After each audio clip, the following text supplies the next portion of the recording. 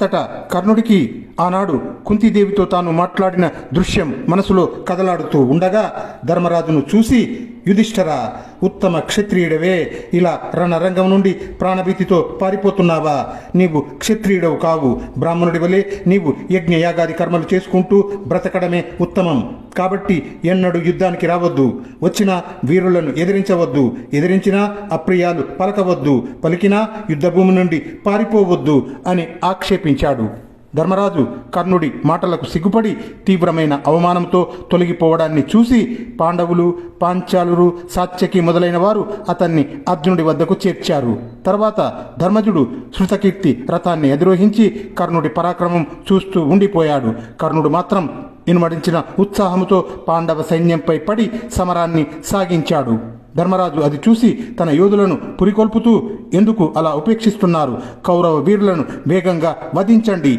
రాధేయుణ్ణి ధైర్యంగా ఎదుర్కొని పోరాడండి అని పదే పదే హెచ్చరించాడు.